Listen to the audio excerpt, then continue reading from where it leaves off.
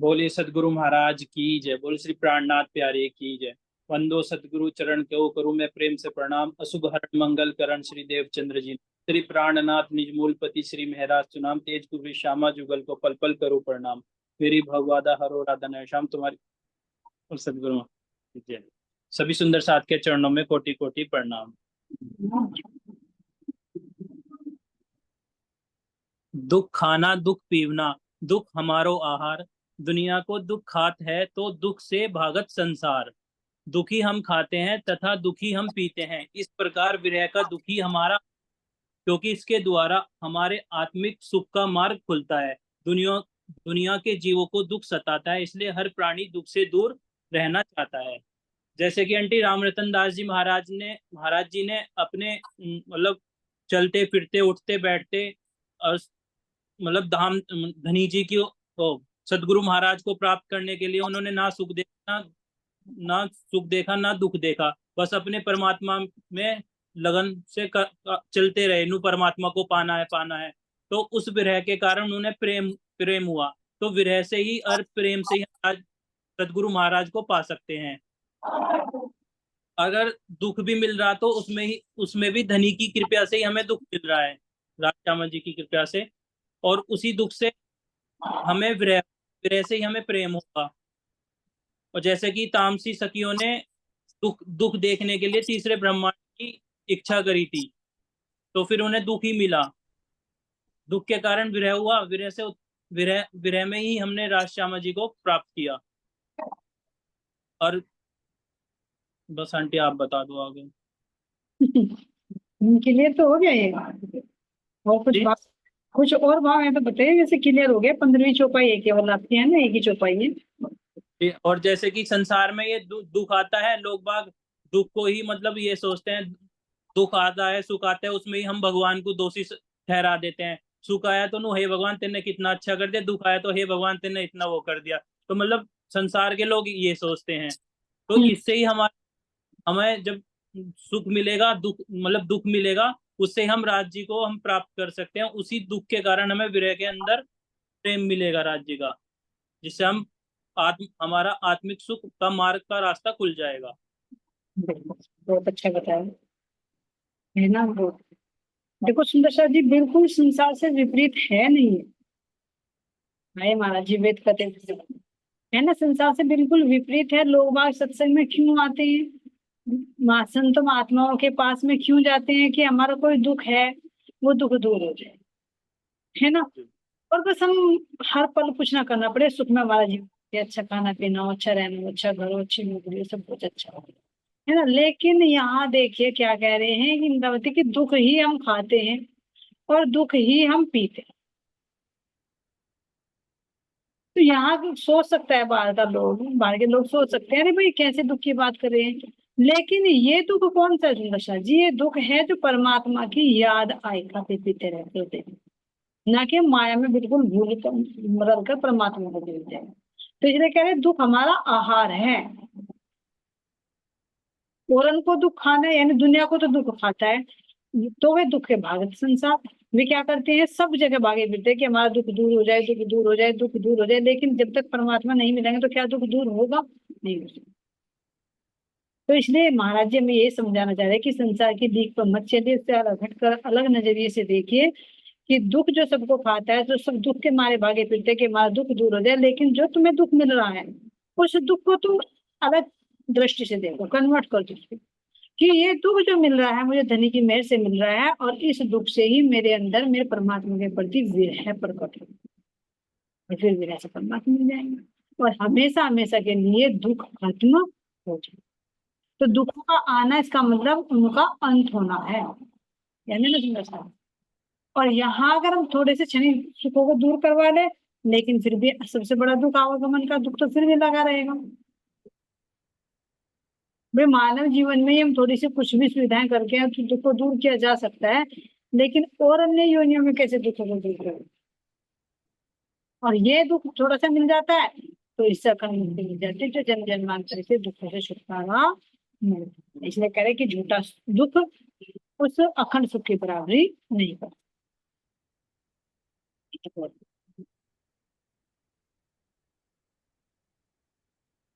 हाँ जी। बोले शुक्रानाथ प्यारे की जय, श्री सतगुरु महाराज की जय, सतगुरु श्री राम रतन जी महाराज की जय। माता प्यारे जी, आप सबके धाम हृदय में विराजित प्राण प्रियतम प्राण वल्लभ के निर्मित चरणों को प्रणाम करते हैं। सुंदर जी, चलते हैं गीतक शायन की ओर। ब्रह्मधनी के अपार मेहर है सुंदर जी, जो महाराज जी के मुखारविंद से ही उनके जीवन में घटित होने वाली जो घटनाएं हैं उनको हम श्रवण करते हैं। और उससे भी बड़ी मेहर ये होगी कि अगर हम उनको अपने हृदय में चरिता उनके सार को हम अपने हृदय में ग्रहण कर, वहां का प्रश्न चल रहा है सुंदर जी दर्पण है ना। तो महाराज जी कह रहे कि दरभंगा में कैसे जब हम पहुंचे तो रामानंद जी के अंदर आया विचार कि चलो आज हम दीक्षा करेंगे। लेकिन महाराज जी ने कहा कि भाई जगह जगह क्यों मांगता है, तो एक ही राजा से ही मांग रहे। तो जब राजा के दरबार में जाते हैं तो महाराज जी नीचे खड़े रहते हैं, जो सीढ़ियों पर चबूतरा बना होता है जहाँ पर उनके दरबारी भी खड़े होते हैं, वहां पर रामानंद जी चढ़ जाते हैं क्योंकि पंडित वेश में। तो महाराज जी ने कह दिया भाई तेरी जिम्मेदारी इन दोनों का पेट। तो उसे देखकर वे तुरंत कहने लगे भाई कौन है, कहाँ आ रहे हैं हम, है ना, भिक्षा क्या होती है।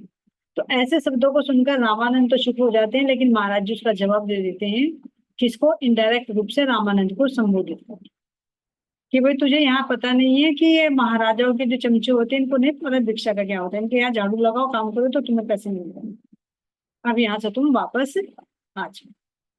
तो ऐसे सुंदर साथ जी महाराज जी जब से वो कहा सुनी होती है, जब वो कहते हैं कि दरबारियों को ऑर्डर देता है वो कि चलो निकालो उनको बाहर यहाँ से, पकड़ पकड़ भागो। तो जैसे ही रामानंद के पास आते हैं सिपाही तो वो तो कांप जाता है, लेकिन महाराज जी जो नीचे खड़े होते हैं वे वहां से देवगिरी और वो दोनों आकर दुकान पर बैठ जाते हैं, जो एक खाली दुकान पड़ी होती है वहां से चल देते हैं महाराज जी, है ना। कह देते हैं यहाँ पर करके कि भाई ये जो छोटी नदी जैसे थोड़े से उफान से ही उबाल पर आ जाती है, उफान पर आ जाती, थोड़ा सा जल बढ़ जाए तो उफान पर आ जाती है। इसी तरह से महाराज जी यहाँ दिखाना कर रहे थे कि छोटा सोच का आदमी जो है, छोटी बुद्धि का जो होता है, उसको थोड़ा सा धन मिल जाए तो फूल कर कुत्ता हो जाए। जो पहले से छका छकाया होता है वो इतना फूलता नहीं है। कैसे कहते हैं ना कि थोता चने और बाजे गाने। जो धोता चना होता है जिसके पास ज्यादा पावर नहीं होती है वो ज्यादा दिखावा करता है हमेशा। चाहे तुम खाने में देख लो, चाहे तुम अपने बोलचाल में देख लो, चाहे तुम अपने किसी भी देख लो समस्या, हर एक चीज में देख, जिसके पास कुछ नहीं होता बहुत कुछ हो जाता है। तो कहते हैं कि वो ये आदत हो जाती है कि जैसे बंदर बंदर को मिला अदरक, एक गांठ मिली और वो पंसारी बनकर बैठ गया कि भैया मैं तो पंसारी बन गया, दुकानदार बन गया, बनिए की बराबरी हो गई मेरी तो ऐसा ना छोटे पद वालों के पास ये देखा सुंदर सा जी, जो अच्छी तरह से हाई फाई इंग्लिश बोल रहा है वो अधिकतर क्या करेगा, हिंदी में बात करना समझेगा। लेकिन जिसको एक दो अक्षर आते हैं चाहे वो भले ही गलत भी बोले लेकिन वो फिर भी इंग्लिश झाड़ने की कोशिश करेगा, जबकि सामने वाले को पता है कि ये क्या बोल रहा है, कुछ का कुछ बोलता है, उसको पता चल जाता है। तो वहां उसके ओछेपन का पता चल जाता है कि कितना दिखावा कर रहा है। ऐसे ही वस्त्र में भी देखे, या बोल चाल में देखे, या अपने पद में देखे, तो जहां पर कम होता है वो जो उछाले ले। इसी तरह से यहाँ पर भी दरबारियों के अंदर ये था कि भाई उन्होंने जो महाराज जी से अफसर निकालने तक का ऑर्डर दे दिया। तो महाराज जी ने कहा वो बात नहीं भाई, हम तो निकला है, तू क्या निकालेगा, तू देवगिरी को लेकर दुकान पर जाकर बैठ जाते हैं। अब वहां जैसे ही गए सुंदर शाह जी तो अंदर में एक प्रेरणा आती है।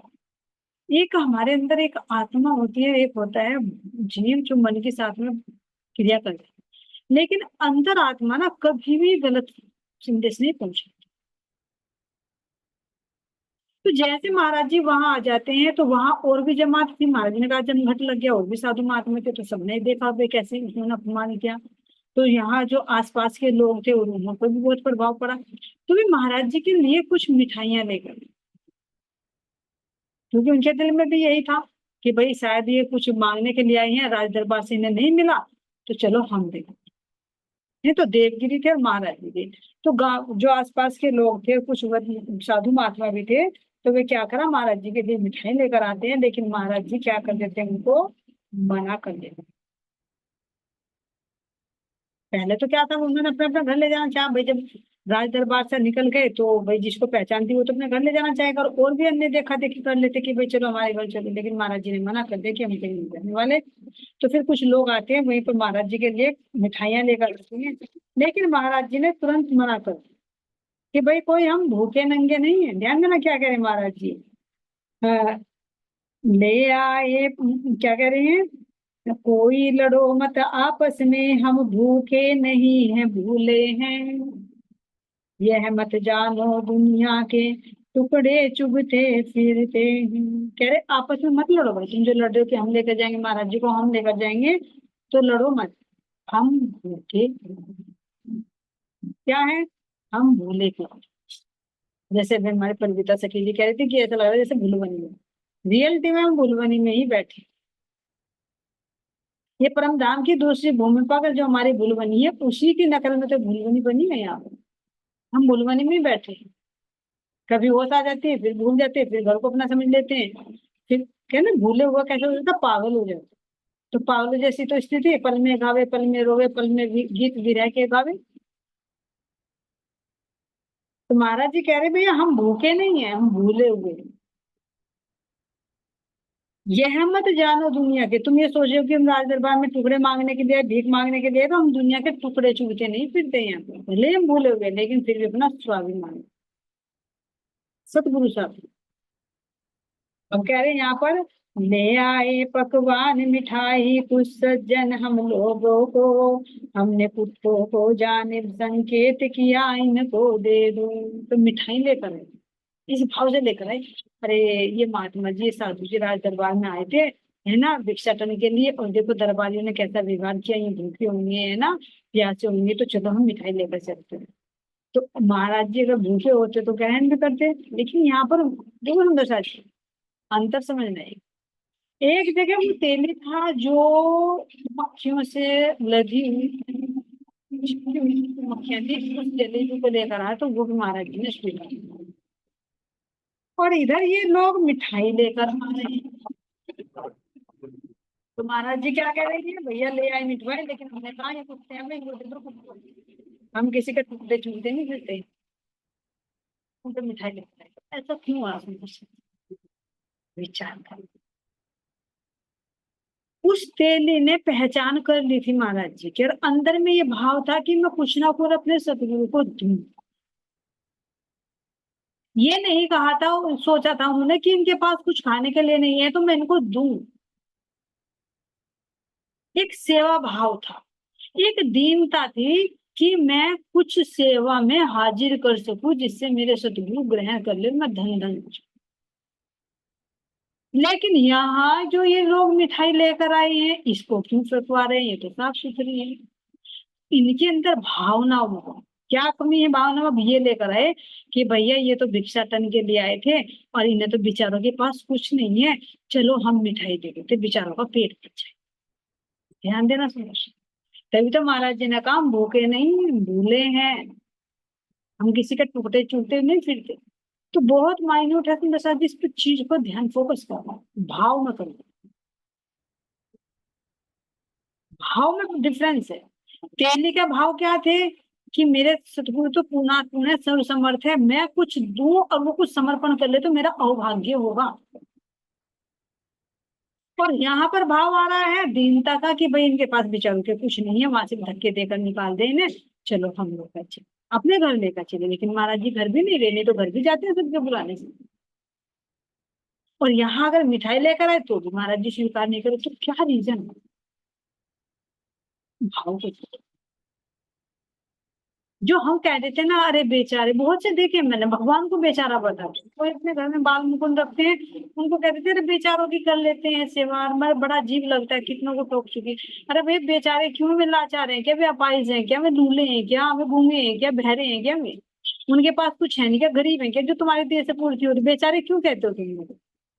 बेचारा तो वो होता है जो लाचार हो, जिसका कोई चारा ना चलता हो, बेचारा, जैसे कहते थे बेसहारा, यानी जिसका कोई सहारा ना हो। तो इसी तरह से बेचारा यानी जिसका कोई चारा ना चलता हो। तो परमात्मा ऐसा है क्या, बेचारा है क्या, वे सर्व समर्थ है। तो अगर हम लाचार असहाय समझकर उनकी सेवा करें तो कह रहे हम मैंने किसी के टुकड़े चुगते नहीं फिरते। जो तुम इस भाव से लेकर आए हो कि चलो महाराज जी को मिठाइयां दे दो, ये रखे कुत्ते इनको दे दो, हमें नहीं चाहिए। तो भाव देखो समझ। तो मेरे धनी सम सर्व समर्थ, उन्हें किसी चीज की कमी नहीं है। यदि मैं कुछ सेवा में हाजिर करूँ, वो उसको स्वीकार कर ले तो मेरा धन भाग्य है, मेरा अहोभाग्य है। लेकिन अगर मैं इस भाव से दूं कि भाई बेचारे के पास कुछ नहीं है, तो नहीं देंगे, है ना। अगर तुम्हें भी कोई ये कहे "अरे बेचारी तू तो बहुत गरीब है, ले चल आ जा एक दो दिन मेरे यहाँ रोटी खा ले", तो खाओगे क्या? और जबकि तुम्हारे पास सब कुछ है। ये ध्यान देना समझ। बहुत छोटी छोटी सी चीजें होती हैं जिनको हम बोल देते हैं, लेकिन वो दूसरे के दिल में घाव कर जाते हैं।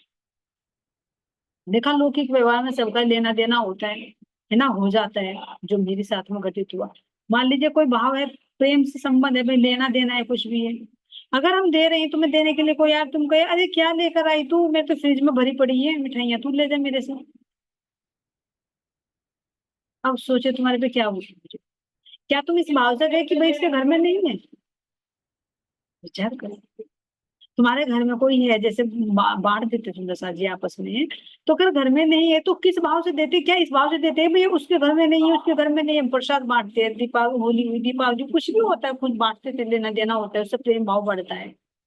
तो उसमें भी तुम अगर गलत ले रहे हो कि मेरे घर में, तो फिर तू दूसरा इस भाव से लेकर नहीं आया कि तुम्हारे घर में कमी है।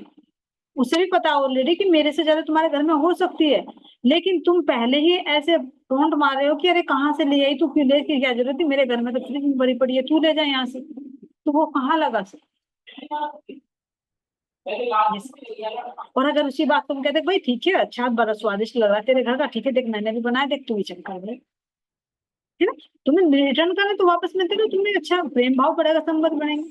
तो यही छोटे छोटे शब्द ना सुंदर सा जी ऐसे घाव कर देते हैं जो कभी भी नहीं होते। तो ऐसे महाराज जी भी यहाँ कह रहे हैं सुंदर सा जी की देखो, कह रहे हैं कि भैया जो तुम मिठाई लेकर आए ना, इन्हें कुत्तों को दो, है ना। तो यहाँ कह रहे हैं सुंदर सा जी, भूखे जो भूखे हैं उन्हें खिलाओ, हम तो छके हुए हैं भाई। अरे भाई तुम न खिलाओ भूखों को, जिनको माया की भूख है ना, जो मांगते पीते हैं उन्हें छकाओ, हम तो छके छकाए, है ना। कह रहे हैं छके हुओं को छकाया, क्या हासिल कोई समझे भाई। तुम छके छकाओ को छका रहे हो तो क्या कुछ हासिल है क्या? क्यों कह रहे महाराज जी ने तो छके छकाए? क्योंकि उनके दिल में ये थी शायद कि महाराज जी भूखे हैं। तो कह रहे हैं हम तो छके छकाए, अंदर का हालात पीते हैं। चले आए हम बाहर तो समझ आई कुछ अफसर को, दुर्व्यवहारों पर अफसर को गलाने आई स्वयं खुद को। अब जब महाराज जी के साथ में एक घटना घटित हो रही थी नीचे मंदिर उसमें दुकान के सामने, तो अब ये देखो वो अफसर देख रहा था वहां से। तो उसे पश्चाताप हुआ कि अरे मैंने ये क्या गलती कर दी, क्योंकि अंतर मन हमेशा अच्छी बात कहना गलत नहीं। तो उसने देखा कि भाई ये तो महात्मा जी को पहुंचे हुए हैं, इनके दी हुई भी चीज ग्रहण नहीं कर रहे हैं, है ना। और मैंने इनको मतलब भिखारी मांग कर ही देखो, भिक्षुक मांग कर मान कर ही देखो। ये कहा था कि क्या होती है भिक्षा, कौन सी होती है भिक्षा, क्या मतलब है भिक्षा का, चले आते हैं मुंह उठाकर। तो उसे पश्चाताप हुआ कि भाई मैंने बहुत गलत किया, अगर इन्हें भिक्षा लेनी होती तो वहां लोगों की भीड़ लग रही, वहां क्यों नहीं लिया। तो वहां पर सुंदर साथ जी कह रहे हैं कि उसे अपने पर ही गुलामी हुई, अपने व्यवहार पर। और उसने लगा कि मैंने आज क्या कर दिया, अमृत को ही विष कर डाला। ये होता है सुंदर सा, अमृत को विष कर डाला। यानी कोई भी अगर ज्ञान की, ब्रह्म ज्ञान की बात चल रही है, प्रेम की बात चल रही है, हम करते हैं बीच बीच में ऐसा टोंट मार देते हैं कि उसमें क्या कर देते हैं, पूरे रस में विष घुल जाता है एक ही शब्द। शब्दों का बहुत महत्वपूर्ण, शब्दों का नहीं, पहले सोचो फिर बोलो। मान लीजिए कोई चर्चा चल रही, कोई बात ही चल रही है ना, एक तो जानबूझकर टारगेट किया जाता है, एक अनजाने में हो जाता है ना, क्योंकि मतलब कुछ और निकल रहा है। तो गलती अनजाने से हुई तो कोई बात नहीं, लेकिन जानबूझकर भी कभी कभी जहर घोलने का काम किया जाता है तो वास्तव में वो विष ही बन जाता है। तो यहाँ उसको लगा कि भाई तूने तो अमृत को विष कर डाला, यानी जिसको तुझे सम्मान करना था, जिसको तुझे देना था, है ना, आज तूने अपने दुर्व्यवहार से उनको क्या कैसे ठेस पहुंचा। तो कह रहे कोई भारी पाप वाप या कि अनर्थ को कर डाला। आज तो मेरे से बहुत बड़ा पाप हो गया, क्योंकि मैंने अनर्थ कर दिया है कि एक महात्मा जी आए थे दर पर और मेरे कटु व्यवहार से वो खा लिया। उसे पश्चाताप। तो वही सुंदर साथ जी कहा, रामानंद वही था अब तक, उसे कहा महात्मा जी, पता नहीं उस समय हमारे से क्यों ऐसी खता हुई। ये सुंदर साथ, इसमें और एक चीज छिपी हुई है। एक तो जब कह रहे हैं कि अंतर मन हमेशा सही बात की साक्षी दे देता है, जब हमारे से कोई गलती होती है तो अंदर बैठी हुई आत्मा एकदम पुकार कर देती है कि ये गलत है। अब हम उसको कितना महत्व देते हैं या उसको इग्नोर। जो उस आत्मा की आवाज सुनता है वही बन जाता है महान आदमी। और जो शैतान की बात यानी सज्जल की मन की बात समझता है, सुनता है, इसकी बात को फॉलो करता है, वही शैतान बन जाता है। यही तो है अंदर, एक देवत्व एक राक्षस। देवत्व जो आत्मा की आवाज है, राक्षसत्व जो मन की आवाज। तो बाह्य मन ने तो अपने पद प्रतिष्ठा के आधार पर कर दिया वो, लेकिन अंदर बैठा हुआ आत्मा वो देवत्व भी तो है, तो उसने भी तो आवाज लगाई कि नहीं तेरे से बहुत बड़ी गलती। तो ये सुंदर साथ जी से इस तरह की बड़ी मेहर है कि अगर तुरंत अपनी गलती का एहसास हो जाए, उसे हम एक्सेप्ट कर ले, तो आधा पाप तो आधा गुना तो तभी से मिल जाए। लेकिन हम क्या करते हैं अधिकतर, मन के वशीभूत होकर मन की बात को सुनकर उस गलती पर और पड़ जाए। एक तो ना पता हो तो वो तो कहेंगे कि सही पूछे, तो उसके अंदर अज्ञानता जो अपनी गलती भी नहीं दिख रही। और अगर दिख भी जाए उसको एक्सेप्ट ना करे तो वो उससे बड़ा, क्योंकि वो जानबूझ कर हुआ। तो यहाँ तुरंत जैसे उसे एहसास हुआ तो उसने तुरंत, रामानंद जी तो वहीं बैठे हैं, चबूतरे पर ही चढ़े हुए, पंडित जी बने हुए, कंठी मंठी टॉप होकर बैठे, पालथी मारे हुए, महाराज जी और देवगिरी चले गए दुकान पर। तो अब वो जो अफसर था उनसे बोल रहा रामानंद जी से कि भाई तुम ऐसा करो, ये जो महात्मा है पता नहीं मेरी बुद्धि में क्या हो गया था, जो मैंने ऐसे ऐसे दुष्टतम महाराज जी से की। तो अब क्या कह रहे, अब उन्हें कह रहे रामानंद जी को कि आप जाओ और उन्हें महाराज जी को बुला कर। लेकिन रामानंद जी ने क्या कहा, भैया मेरे कहने से वो नहीं आने वाले, अपने आप जाओ और बुला कर लो। अब उसकी तो हिम्मत नहीं पड़ रही अफसर की, जाए तो किस मुंह से जाए। तो उसने कहा कि कोई बात नहीं महात्मा जी, पंडित जी आप ऐसा करो, भिक्षा देने के लिए आए थे तो कुछ सीधा ले लीजिए और महाराज जी को दे दीजिए। भाई मैंने गलती की है, उनको भिक्षा के लिए आए थे, मैंने खाली हाथ भेज दिया उनको, तुम सीधा ले लो और महात्मा जी को दे दो। लेकिन राम महाराज जी के व्यवहार का तुरंत उसने मना कर दिया, भैया वो सीधा भी नहीं, ना मेरे बुलाने से वे आएंगे ना मेरे देने से वो सीधा लेंगे, अपने आप जाओ अपने आप दो। लेकिन उसकी हिम्मत नहीं पड़ रही थी। फिर कहने लगा कोई बात नहीं, सीधा नहीं लेते तो 1 रुपया लीजिए। भाई सीधा तो देख रहे कि अभी उन्होंने वो उनसे भी ग्रहण नहीं किया, मिठाई लेकर आए वो भी कुत्तों को डलवा दी, और कह रहे कि हम भूखे नंगे तो नहीं फिरते। तो उन्होंने कहा कोई बात नहीं, तो तुम दक्षिणा में 1 रुपया दे जाओ महात्मा जी को। लेकिन रामानंद जी फिर भी मना करते रहे, भैया मेरे बस की कुछ नहीं है, ना मेरा से वे सीधा लेंगे, ना वे बुलाने से वे आएंगे, और ना मैं तुम्हारे दिया हुआ वो 1 रुपया भी देंगे, मैं नहीं दूंगा। अब क्या करे सुंदर सा जी, जो दरबारी अफसर है तो वो क्या करेगा, वो अपने से छोटे अधिकारी को भेजेगा। तो उन्होंने तुरंत कहा कि तुम जाओ, है ना, आदेश दिया, उन्हें बुलाया, बुलाकर क्या कहा, जो सेवक गण थे उन्हें बुलाया और कहा कि तुम जाओ, जो महात्मा जी जो दुकान पर बैठे हैं उन्हें बुला कर लेकर। हम सेवक को तो जो हुक्म दिया जाएगा वो वही फॉलो करेगा। वो तुरंत जाते हैं महाराज जी को बुलाकर लेने आते हैं, कहते हैं कि चलो भाई आपको सामंत ने बुलाया। महाराज जी तो है ही थे अंदर में, क्योंकि पहले ही अनबन हो चुकी थी। तो महाराज जी ने कहा क्यों बुलाया भाई, क्यों हो हम सामंत के सामने पेश, क्या कुछ चोरी की है, कोई गुनाह किया है, तेरा होगा सामंत हमारा नहीं है कोई, क्यों आए हम जो उन्होंने बुलाया। तो तुरंत महाराज जी ने कह दिया कि हम नहीं आते।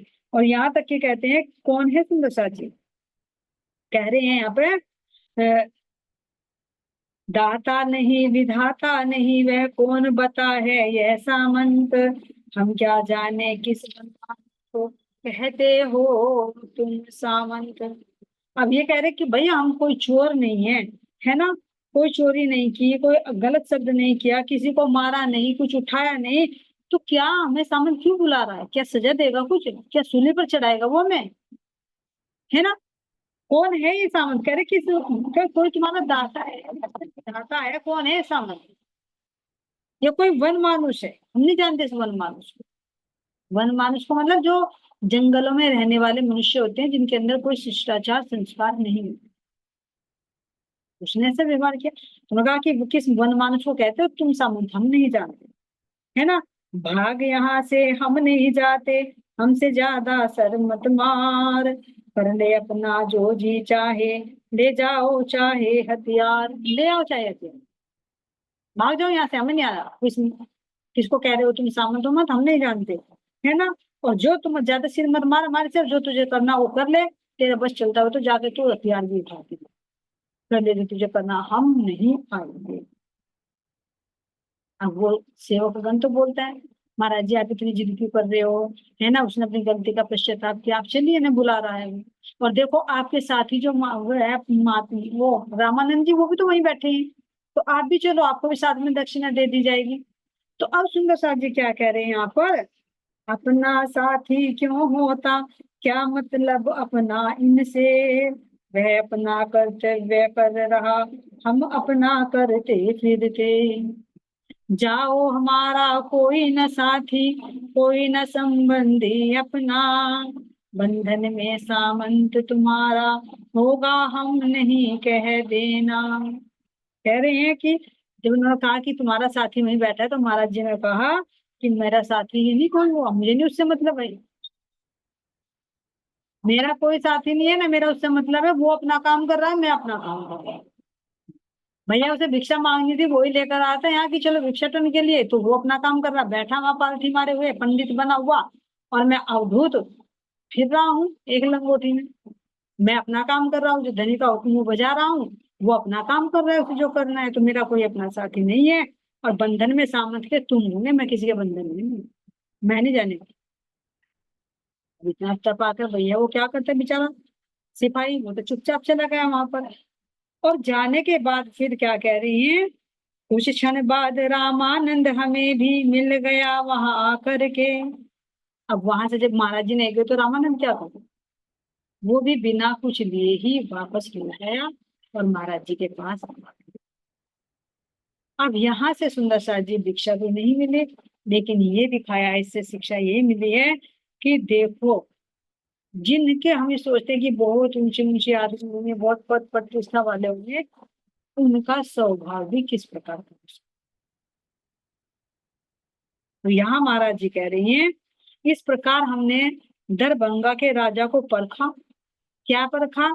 कि जैसे ऊंची दुकान और फीके पत्थर। भाई राजा तो वो होता है जो प्रजा का ध्यान रखे, है ना, संत महात्माओं का कल्याण करे, देश हित का भावना से प्रेरित हो, और सब आगंतुक, चाहे कोई गरीब हो, चाहे अमीर हो, चाहे कोई साधु संत हो, कैसा भी हो, जो दरबार पर आ रहा हो, उसकी पुकार सुनी चाहिए। लेकिन उनके तो अधिकारी उत्तर नहीं ऐसा व्यवहार किया। तो यही कह रहे महाराज जी, देखा कि जैसे देख लिए सब व्यंजन चखकर, जैसे कि नाम नाम के ऊंचे हैं, लेकिन व्यवहार में उनके विनम्रता नहीं। और ये सुंदर शाह जी अधिक 99% है। जहां कहीं भी धन होता है, उसका मद, उसका नशा ऐसा चढ़ा रहता है, ऐसा अंधा हो जाता है कि छोटे व्यक्तियों को तो वो कीड़े मकोड़ों की भांति से सही तरह से सीधे मुंह बात भी नहीं करती। तो ध्यान देना सुंदर साथ जी, कभी अगर हम ऐसे पद पर हो, राज्य महाराज जी की, उसमें शुक्राना समझे कि राज्य का दिया हुआ है जो मुझे मिला, पता नहीं वो कब नीचे से खिसका ले, फिर धड़ाम से नीचे गिरे। राजा को रंक, और रंक को राजा बनने में देर नहीं लगती जब उसका हुक्म फिरता है ना। तो हम आज जिस पद की, जिस रूप की, जिस ऐश्वर्य की जो घमंड कर रहे हैं, विमान कर रही हैं, वो पता नहीं कब पल में खिसक जाए, फिर हमारी दुर्दशा कैसी हो। हम सोचे कि भाई ये भिख मंगे हैं, ये हमारे घर में मेड है, नौकरानी है, तो हम उसके साथ ऐसा व्यवहार करें। एक सेकंड, कुछ ही समय लगेंगे, तुम उसकी जगह, वो तुम्हारी जगह हो जाए। इसलिए हमेशा ध्यान रखें कि यहाँ पर कोई भी अस्थाई नहीं है, कुछ भी अस्थाई। जो दिया है उसमें धनी का शुक्राना करे कि मुझे जो दिया है तो धनी का शुक्राना है, मुझे वो करने के लिए दिया है, उसका है, ना जाने वो कब ले ले। उसमें अभिमान ना करे, धनी का शुक्राना। तो यहाँ कह रहे सुंदर साथ जी, मांस घोंसले चील के नामुमकिन सी बात, नीरस नीरस खोजते तृष्णा फिरे बुझात। जैसे चील के घोंसले में मांस मुश्किल से ही मिलता है ना, नामुमकिन सी बात होती है कि उसमें ना हो। नीरस में रस खोजते, जो नीरस है, जिनके अंदर रस है ही नहीं, वहां रस खोजते हैं और अपनी प्यास बुझाना चाहते हैं, तो यहाँ पर प्यास नहीं बुझ सकती। इसलिए सुंदर साथ जी हम देखें कि हमें संसार के लोगों के साथ में सुख मिल सकता है, नहीं मिलती। हमारी बहुत गलती है। हम जगह जगह सुख ढूंढना चाहते हैं कि मुझे दोस्तों में सुख जाए, मुझे घर में सुख मिल जाए, मुझे ससुराल में सुख मिल जाए, मुझे बच्चों में सुख मिल जाए, मुझे बहू में सुख मिल जाए, मेरी नौकरी लग जाए, मुझे उसमें सुख मिल जाए, मेरे अच्छी सी गाड़ी बंगला हो उसमें सुख मिल जाए। नहीं, सुख है ही नहीं। जितना बढ़ाएंगे इतना और दुख के ही साधन बढ़ते चले। तो इसलिए कह रहे हैं यहाँ पर, दुख की ये दुनिया है, सुख तो है ही नहीं, और सुख खोजते हैं, वही मर्ग तृष्णा की बात है। जितना सुख के पीछे भागते इतना ही और दुख मिलता है, लेकिन वो प्यास नहीं मिल पाती। तो सुख कहाँ मिलता है? सुख सतगुरु के चरणों में मिलता है, परमात्मा के चरणों में अखंड सुख। तो यहाँ से सुंदर साथ जी कह रही हैं, महाराज जी कह रहे हैं कि अब हमने यहाँ से क्या किया, अब हम यहाँ से उठकर चल दे। रामानंद भी आ गए, देवगिरी जी भी हो गए, और महाराज जी भी हो गए। तो दरभंगा से मोमिनपुर चले, मोमिनपुर से वर्धमान आए, और फिर वर्धमान से आकर कलकत्ता आए, जहां पर महादेव नाम का एक तालाब है। तो वहां कह रहे हैं कि उस तालाब के अंदर बहुत, मतलब जो साधु संत थे उन लोगों की भीड़ लगी रहती थी, और यहाँ पर अधिकतर मारवाड़ी लोग ही स्नान करने के लिए आए, है ना।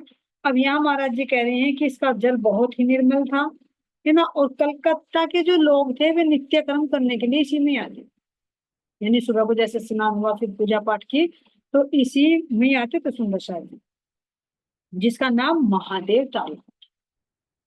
तो यहाँ कह रहे कि मैं भी भाई, जब इसका बड़ा निर्मल जल था, है ना, आलम रोज नहाता था, और इसी के चबूतरे पर मैंने अपना आसन डाला। सुनो, अब यहाँ पर कह रहे अपना आसन डाल दे, यहीं लगा दे। तब यहाँ रोज क्या करते, कर्मकांडी थे जो लोग, वे स्नान करने के लिए आते, मैं भी स्नान करता हूँ। अब यहाँ सुंदर साथ जी, उनकी मुलाकात होती है सेठ लक्ष्मी नारायण। अब क्या घटना होती सुंदर साथ जी, उनके प्रसंग सुनेंगे हम अगली मीटिंग में। हम के देख रहे हैं, बोले श्री प्राणनाथ प्यारे की जय।